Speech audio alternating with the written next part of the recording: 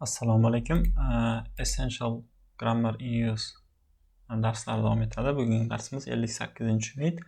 Have demak fe'li bilan iboralar tuzish va gaplar tuzishni o'rganar ekanmiz. Xo'p, biz bilardik have yoki have got bilardik. Biron narsaga ega bo'lmoq, biron narsa sizda bo'lmoq degan ma'nosini bildirardi, to'g'rimi? Misol uchun I have got a car, meni mashinam bor. Endi shu ma'nodan tashqari, ya'ni boshqacharoq ma'nolarni ham ko'rib chiqamiz. A bo'limdan boshlaymiz. Have and have got. I have something or I've got something, it's mine deyapti. Ya'ni menda bir narsa bor, endi ikkinchisi got bilan kelyapti. Ya'ni have got bilan bu meniki deyapti. O'sha narsa meniki. Demak, have dan keyin something bir narsa kelishi mumkin ekan, have got dan keyin o'sha something kelishi mumkin ekan. Example, I have a car. Or I've got a car. Meni mashinam bor. Ikkalasi ham tarjimasi bir xil. Meni mashinam bor. Birinchisida gotsiz, ikkinchisida got bilan tepa birinchi demak have da qisqartirib kelyapti. Sue has long hair. Sue has got long hair. Suening uzun sochlari bor deyapti. Ikkalasi ham bir xil. Bittasi got bilan, bittasi gotsiz. Do they have any children? Or have they got any children?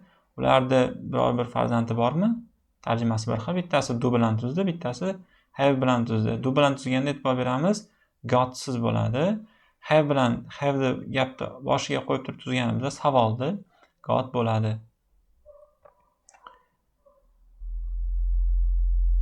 Tushunarlika, demak savolda got bo'lishi shart. Demak, Tom doesn't have a job or Tom hasn't got a job. Tomda kasbi yo'q, ishi yo'q. Ikkalasida ham have ishlatildi, faqatgina birinchisida gotsiz doesn't bilan tuzdi, ikkinchisida hasn't got qilib tuzdi. Va e'tibor beramiz, birinchisida got ishlatilmaydi, ikkinchisida ishlatilishi shart, sababi negativ bo'lyapti. Faqatgina pozitiv gapda gotni ishlatmasak bo'ladi, savol gapda ishlatishimiz kerak, negativ gaplarda ham ishlatishimiz kerak. Faqatgina do yoki dassiz tuzilgan negativ yoki savol gaplarida. How much time do they have? Do you have? How much time have you got? Demak, qancha vaqtingiz bor deb aytilyapti. Ko'rdik bunday ham yasalishini. Demak, birinchi ma'nosi biron narsa bor yoki yo'q ma'nosida. Ikkinchisi, xo'p, endi ikkinchisida I have deb turib, biror bir og'riq nomini aytib ketamiz. Menda o'sha bir kasallik, o'sha bir bosh og'rig'i bor ma'nosida ishlatiladi. Misol uchun I have a headache. Headache degani bosh og'riq. Endi bu yerda menda bosh og'rig'i bor. Tarjimasi shunaqa chiqadi, so'zma-so'z qilsak tarjimani, lekin asli tabiiy tarjimasi meni boshim og'riyapti. Tushunarlika? Yoki meni boshim og'riydi deb tarjima qilamiz. Ikkinchisida I have a toothache. Toothache degani endi tish og'rig'i degani, ache degani o'zi og'riq, endi tishga qo'shilgani uchun tish og'rig'i. I have a toothache, meni tishim og'riyapti. I have a pain in my leg. Misol uchun menda og'rig'i bor, aytaylik, oyog'imda og'riq bor. Tushunarlika? Demak, xulosa qilsak, I have headache, I have a toothache, I have a pain. Bular biror bir og'riq bor, boshimda, tishimda, aytaylik, qaysidir bir oyog'imda og'riq bor degan ma'noda keladi. E'tibor beryapsizlar, bularda demak gotsiz kelyapti tepada. Ikkinchisida I've got a cold. Endi qaranglar, got bilan kelyapti. Xo'p, endi bu yerda I have got a cold degani meni aytaylik sovqotyapman. Ya'ni sovqotib ketasiz, isitmay chiqqanda. Xuddi shu ma'noda I've got a cold, juda ham sovqotib ketyapman. I've got a cough. Cough degani yo'talish degani, ya'ni yo'tal. I've got a cough. Endi I've got a sore ache degani bu degani tomoq og'rigi degani. Sore ache debman, sorry, uzr so'rayman. Sore throat, tomoq og'rig'i degani. Sore throat, tomoq og'rig'i, tushunarlika? I've got a sore throat yoki I've got a temperature. Meni demak temperaturam bor, ya'ni haroratim, ya'ni issig'im bor deyshadi, ya'ni nima deydi? Yuqori temperaturam. Siz aytsangiz bo'ladi, I've got a high temperature desam ham bo'ladi.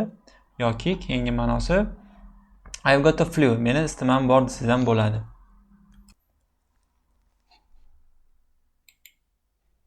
Demak, bu yerda temperature'si bor, bo'lmoq degan ma'noni anglatar ekan. Xo'p.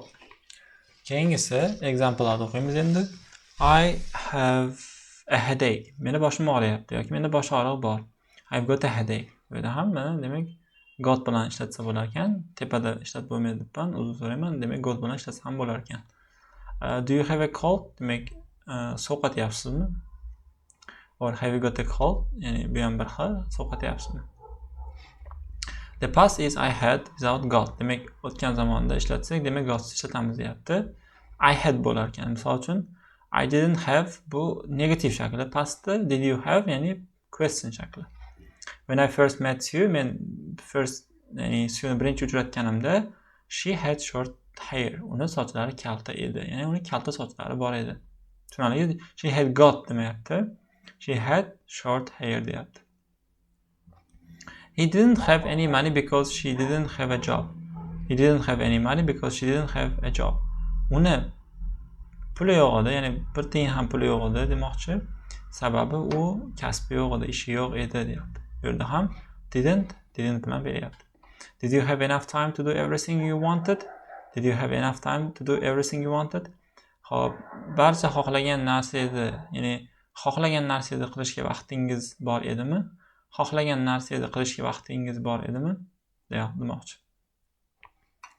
Xo'p, bu yerda ko'ryapmiz have enough time, vaqti bo'lmoq degani. Tushunarli? Yetarlicha vaqti bo'lmoq. B bo'limga o'tamiz. Have breakfast, have a shower. Biz bular bilardik, ya'ni have breakfast aytaylik kunda biror bir qismidagi ovqatga nisbatan o'sha ovqatni yemoq. Misol uchun nonushta qilmoq, tushlik qilmoq, kechki ovqat qilmoq. Endi have shower bo'lsa, demak dush qabul qilmoq ma'nosida kelyapti. In these expressions have means eat, drink, take. Bu quyidagi iboralarda have yemoq, ichmoq, biron narsani aytaylik qabul qilmoq ma'nosida keladi deyapti. You can't use got. Endi bu yerda siz gotsiz ishlatasiz deyapti. Ya'ni bu gotni ishlatmaysiz demoqchi. Xo'p, davom etamiz. Have breakfast nonushta qilmoq, have lunch tushlik qilmoq, have dinner kechki ovqat qilmoq. Misol uchun where is Lisa? Lisa qayerda? She is having lunch. Bu tushlik qilyapti. Have meal, have sandwich, have pizza. Demak, taom yemoq, have a meal, have a sandwich yemoq, have a pizza, ya'ni pizza yemoq bo'lyapti. Example, I don't usually have breakfast yoki I don't usually have sandwich. Men odatda sandwich yemayman yoki nonushta qilmayman degan examplelar bo'lyapti. Yoki in Italy people usually have pizza. Italiyada odamlar odatda pizza yeydi or pasta yoki pasta yeydi. Tushunarli? Have a cup of coffee, bu yerda drink ma'nosida ketyapti. Have a glass of milk, demak bir stakan yoki bir krujka kofe ichmoq, a glass of milk ya'ni bir stakan sut ichmoq ma'nosida kelyapti. Bu yerda have ichmoq ma'nosida kelyapti. Example, I had 3 cups of coffee in this morning. Bugun ertalab 3 demak krujka ya'ni 3 krujka kofe ichgan edim deyapti. Hop, have something to eat, have something to drink, ya'ni bu yerda something o'rniga biror bir ovqatni nomini aytsangiz bo'ladi. To drink yegani, ichgani degani. Misol uchun biror ichimlikni nomini aytib turib to drink. Have something aytaylik ovqat nomini aytib turib to eat this. Tushunarli? Misol uchun have a biscuit, ya'ni biskvitdan ol deyapti. Biskvitdan ye deyapti yoki oh thank you, oh rahmat deyapti. Yoki have a coffee, have a juice to drink, ya'ni ichgani juice ol, ya'ni sharbat ol degan ma'nolarda gaplar tuzilyapti. Demak, bu yerdagi ma'nolari eat, drink, take bo'lyapti. Faqatgina gotsiz, ya'ni got ishlatmaymiz. We also use have, not have got, ya'ni have the biz ishlatamiz, gotsiz deyapti, have not bo'lyapti. Hop, in this example expressions quyidagi expressionlar bilan deyapti. Misol uchun have a bath, ya'ni bu yerda have a shower, have a bath. Demak, have a bath degani, demak bu ham mana bath ya'ni nimani ichiga suv to'ldirib olib turib shunaqa cho'milish ma'nosida, have a shower bo'lsa, endi dush qabul qilish ma'nosida ishlatilyapti. Ya'ni bunaqa quyidagicha dush qabul qilish ma'nosida ishlatilyapti. Demak, qabul qilish ma'nosida ketyapti. Misol uchun I had a shower this morning. Bugun ertalab dush qabul qildim. Have a rest, have a holiday, have a party. Have a rest degani dam olmoq. Have a holiday demak ta'tilga chiqmoq, ta'til olmoq yoki ta'tilni sarflamoq biror joyda. Have a party desa, party biz bilamiz, ya'ni bu yerda bazm, ya'ni bazm uyushtirmoq degani. Yoki bazm bermoq ma'nosida kelyapti. Example, we are having a party next week. Keyingi hafta biz Demak, ba'zan beryapmiz. You must come. Siz kelishingiz kerak deyapti. Demak, we are having deyapti. A party. Va we are having got demayapti. Ya'ni gotsiz ishlatyapti. Have a nice time. Demak, vaqtni chog' o'tkazmoq. Have a good trip. Ya'ni yaxshi, demak, trip qilmoq, ya'ni trip sayohatcha, kichkinagina sayohatcha qilmoq. Have a fun yoki have a fun degani, ya'ni maza qilmoq degan ma'noda kelyapti bu yerda.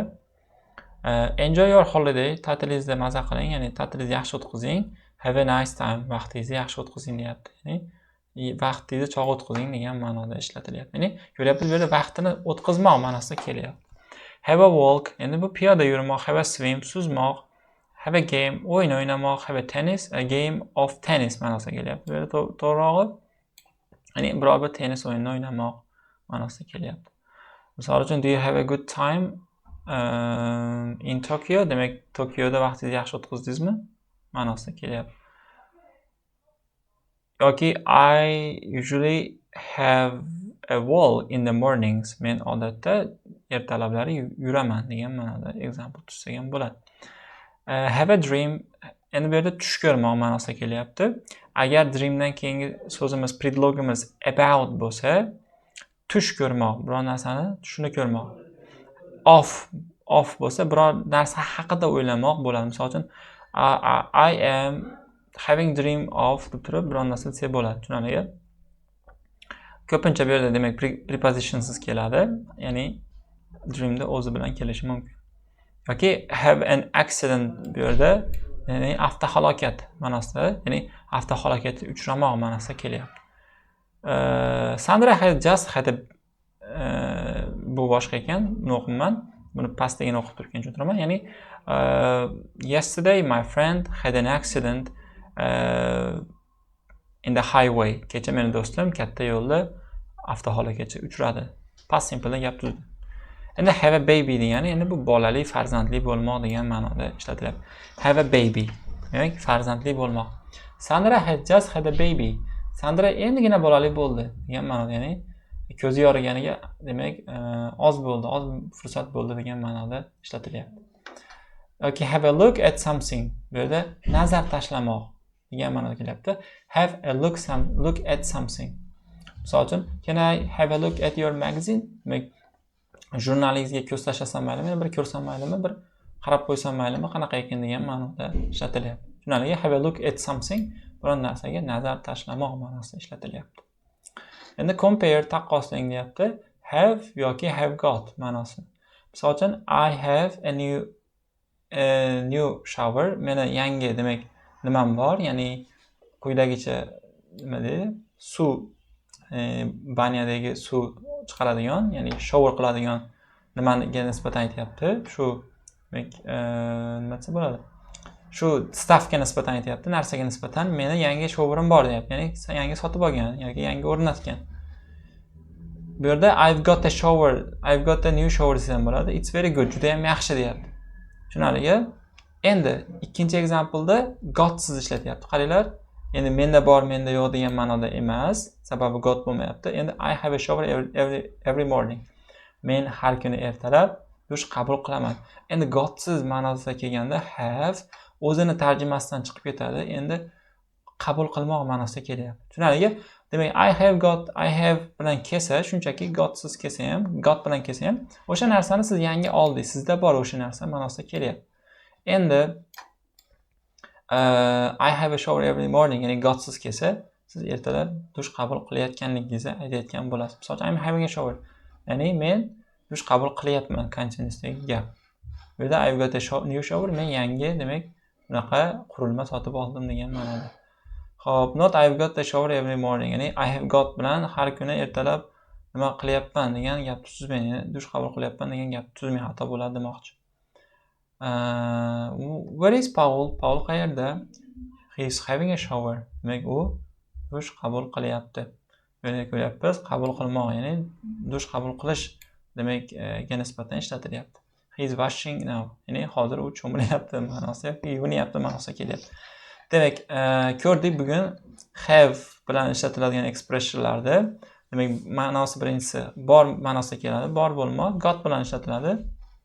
Qolgan ma'nolari misol uchun bosh og'rig'i bo'lmoq, biror bir og'riq bo'lmoq yoki qanaqadir kasallikni o'tkazmoq, aytaylik tomoq og'rig'i, yo'tal, isitma, gripp bo'lishi mumkin.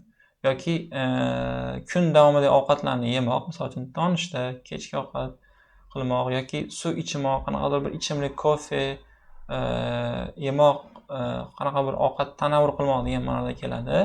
Va qolgan ma'nolari, misol uchun dush qabul qilmoq, dam olmoq, demak, ta'tilga chiqmoq yoki bir parti bermoq, vaqtni yaxshi o'tkazmoq, farzandli bo'lmoq yoki tush ko'rmoq yoki avtohalokatga uchramoq, nazar tashlamoq degan ma'nolarda kelishi mumkin ekan. Demak, sizlar bilan o'rgandik hayvda ma'nolarni. Demak, darsimiz shu yerda o'z nihoyasiga yetadi. E'tiboringlar uchun rahmat. Keyingi darslarda uchrashguncha sog' bo'ling, omon bo'ling.